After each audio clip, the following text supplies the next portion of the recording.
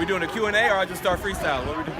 Yeah, I guess we're just kind of openly starting with why you all are out here today.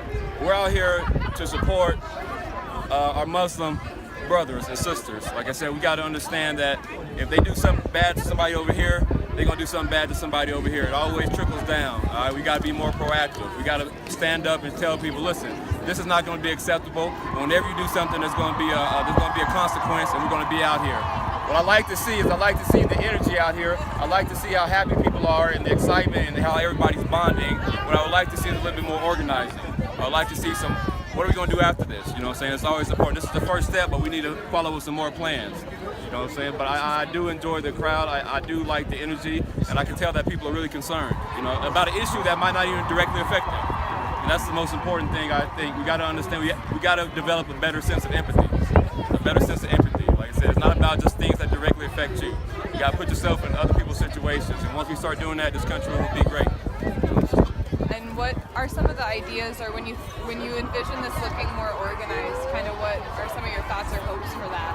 I mean, when we come out here, we have, you know, we start talking about plans. We get everybody out here, and this is great. We got the energy, but let's come up with, you know, you always got to keep the momentum going.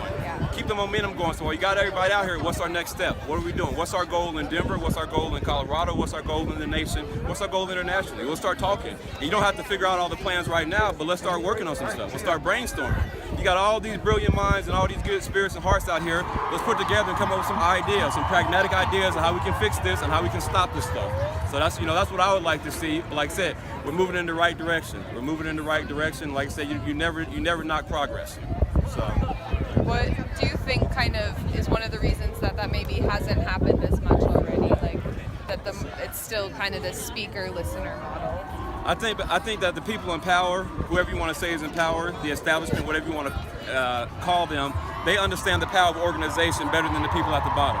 We underestimate the power of organization. We don't really teach it as much as we should. The only organization we really see in our day-to-day lives is usually with work or school.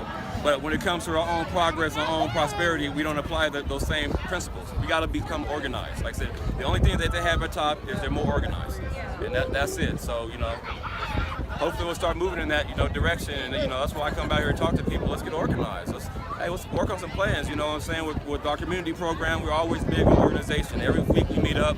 We say, this is what we did last week. This is what we're going to do next week. This is what we're going to do for this month. This is our plans, and we do it. You know what I'm saying? Teaching these young men how to be organized at an early age. So. Yeah. Do you want to tell us a little bit about what you're involved in here in Denver? Yeah. So the JEGNA program is a grassroots. Everybody asks, is it a 501c3? No, it's a 501 We the people, for the people. Like I said, we're not doing any government funding, any grants like that. It's all donation and volunteer work. We've been going live since December 2015. You can catch us on Facebook at We Are JEGNA. Like I said, community grassroots mentoring program. We take kids, and like I said, we're trying to create the next generation of community organizers and leaders. We talk about systems, whether it's economic, political, biological. We talk about systems so kids can understand how they work and how we can fix them. You know, what's the downfalls and what's the upside to all these systems. Like I said, leadership, you're not born a leader. You have to go through some stuff. It has to be taught. It has to be cultivated. And this is what the JEGNA program is about. Now, JEGNA is the Ethiopian word. It means a protector of culture, rights, and land. You know what I'm saying? And this is what we're trying to teach these young men. Protect your culture, your rights, and your land. These are things you got to protect if you want to have any kind of sovereignty. So that's what the JEGNA program's about. We meet at 2730 South Trenton Way, Denver, Colorado, 80231. So every Friday, 6 to 8. Meet us down there. So, yeah. But I'm glad y'all down here. Like I said, I love to see young people involved. I'm an old man. I'm 35. But like I said, I love to see this. You know, stay active. Don't stop. Like I said, don't give up. Don't feel like you can't make a change. Don't give up. Don't think like the problem's too big. It's not too big. Not at all. Like I said, it just takes us coming together finally. Putting aside all the bullshit, all the different labels, all the different classifications, all that. Just put it aside and look, we're humans. Let's get this stuff right. We all want the same thing. I'm sure you want the same thing. Shelter, clothes, you know, security for your children, opportunity to work, you know, economic, educational opportunities. Same stuff. I don't care where you go across the world, everybody agrees with those things. And we want peace. So let's get that. I guess, yeah, and my final question, we've been kind of talking and listening, and it sounds like you're pretty involved. Yeah. What are some of the biggest roadblocks you kind of identified in the rhetoric of what, like, where the problem is or where the change happens? If that does that make sense? Yeah, you answered your own question. It's how we talk. Yeah. It's what we asking for. You know what I'm saying? I tell people the only thing that we're really asking for, we're not asking for civil rights. We're not asking for gay rights. We're not asking for worker rights. What we really need is power. We want power. The people want power. We want to be able to decide what we're going to do. When we start dividing these little battles up, like I said, we don't have a collective effort. We want power as the people. Like I said, it's us versus them. You got to understand, like I said, it's been the same way in America since we got here. The wealthy elite versus the majority of the people at the bottom. And they divided us through several different ways, whether it's through work, whether it's through race, whether it's through religion, whether it's through sex. Once we come together and say, look, we just want power as the people, then we'll start going. But we have to ask for that. We can't have these little miniature battles and say, I want civil rights and I want gay rights. No. I want power to control what I want to do. You know what I'm saying? Once we start having these real conversations and controlling the dialogue, that's when we start making progress. They control the dialogue right now. They throw us a couple of lines out there and we have to play off of that. No, we tell them what we want, how we want it, and when we want it. And like I said, that's when you start having control. Like I said, another thing, the people at the top, they understand the power of words a lot more than the people at the bottom. That's why they go through such efforts to control the press and the media, because that's controlling the word. Whoever controls the word controls the people. So, dialogue, very important. What kind of conversation are you having? You know what I'm saying? So, Saul Alinsky, read it. Rules for Radicals. Check it out. Every kid should be given that book. Yeah. So. I had a really funny paper. Nothing. Read.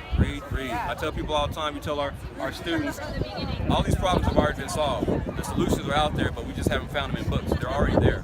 None of these problems are new. You know what I'm saying? People trying to take advantage of other people becoming corrupt with power and wealth. Same stuff that's been happening since we've been on this planet. You just have to, you got to research and say, all right, how are we going to, get past this? How do people do it in previous eras? Yeah, that's all it is. And I guess, do you think that either of your sons would want to say why they're out here? We're just hoping to get a wide age range. Yeah, you want to talk while you're out here? Yeah. And your shirt, that was your shirt is awesome.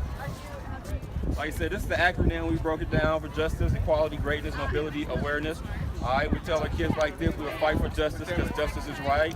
We will treat people as equals with greatness. I will learn so I can be aware of self-education. You know what I'm saying? The school system is not going to teach you how to bring down the same system it works for. It's not going to happen. You know what I'm saying? So we got to educate ourselves. This goes back to it. We got to get the kids involved. We got to show the kids like, hey, this is what activism looks like. This is what effectuating change looks like. Like I said, we can't expect them just to grow up and automatically do this stuff. Let's get them involved. Let's make it a fun time. Let's set up booths, jump in castles, have fun. Like, look, we out here for the people. Yeah, you see that? Yeah. Like I said, small stuff like that. Let's be creative. Let's be pragmatic. Let's get this situation fixed. Like I said, this problem was created by men. It can be fixed by men. We don't need no divine intervention. We don't need kind of some man God coming from the sky. We just need to get our shit together. Part of my life. Oh, yeah, you're good. You're not the first person ever like, oh no. Yeah. Get your shit together. That's all it is. Like I said, put down all these dumbass divisions and let's just get our stuff together. You know what I'm saying?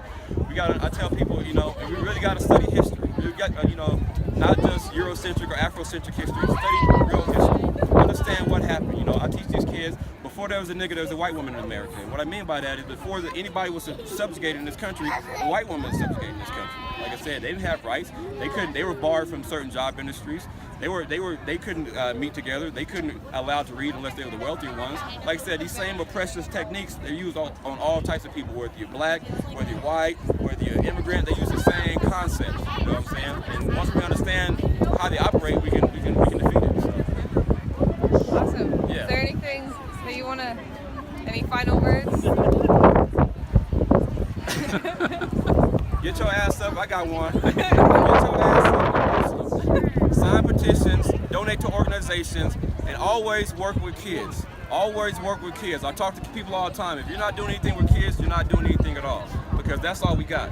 Take care of the kids, but do something, Everybody doesn't have to do anything grand. There's a whole bunch of small stuff. There's an African proverb, many hands make light work.